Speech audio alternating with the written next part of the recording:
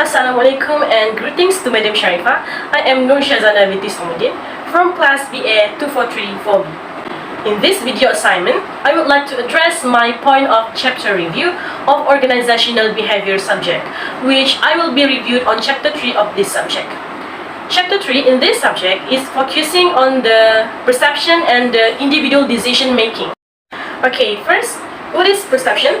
Perception is actually a process of which individuals organize and interpret their impression about something. In short, perception is a process where we interpret something based on what we see and what we hear, and later we make a judgment based on the process. There are three factors that influence perception, which are perceiver, a target, and context.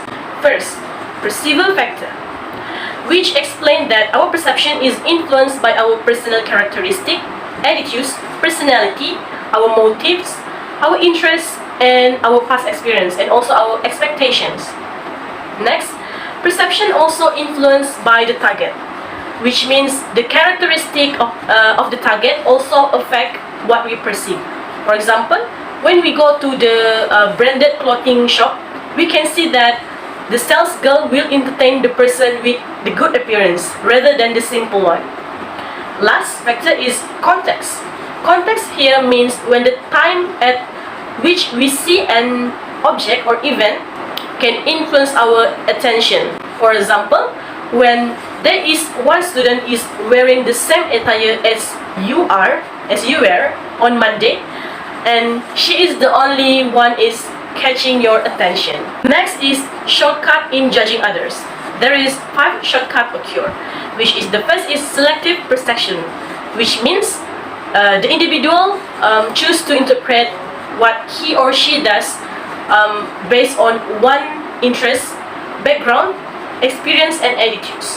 Second is stereotyping. Stereotyping occur when we judge someone based on one perception of the group to which that person belongs.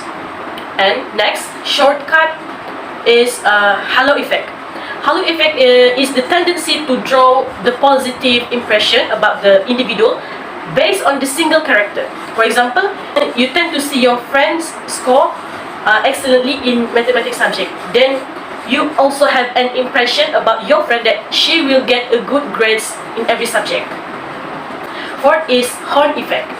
Horn effect is contra to the halo effect, which it is the tendency to draw a negative impression about the individual based on a single character. For example, your friend is a sleepyhead in a class, and you assume that she is lazy and she will get low marks in their exam. And the last shortcut is contrast effect. Contrast effect is the evaluation of a person characteristic that is affected by the comparison with other people, which recently encountered who rank higher or lower on the same characteristic. Okay, next, let's move on with explaining about the attribution theory. Okay, what is attribution theory? Attribution theory is an attempt to explain the way we judge people. Differently. Depend on the meaning we tend to attribute to a behavior. For example, you consider what you think when people smile at you. And then move on to the next slide. There is also a specific application of shortcut in organization that exists in this chapter. First is employment interview, which occur when few people are hired without a proper interview. Then the interviewers will make a perceptual judgment that are inaccurate, and they will likely draw an early impression that quickly become entrenched.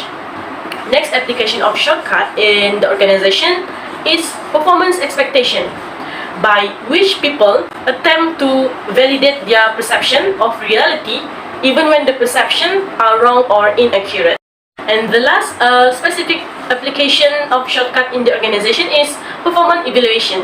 During performance evaluations, an employee future is closely tied to his or her appraisal promotion, and the pay raises and continuation of employment are among the outcomes. And next, we move to the last subtopic review in this chapter. which is we will talk about the common bias and error that always occur in decision making. First is overconfidence bias. Usually, we tend to be overconfident about our abilities and the abilities of others.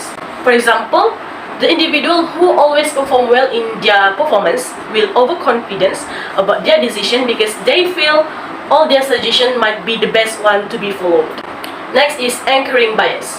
Anchoring bias is a tendency to fixate on the initial information from which one then fails to adjust adequately for subsequent information. Besides that, there is also a confirmation bias, which explains about the tendency to seek out information that reaffirms the past choices and to discount information that contradicts past judgments. Then there is also availability bias. Availability bias is a tendency for people to base their judgment on information that is readily available to them. After that, there is also an escalation of commitment, which another distortion that creeps into decision to escalate commitment.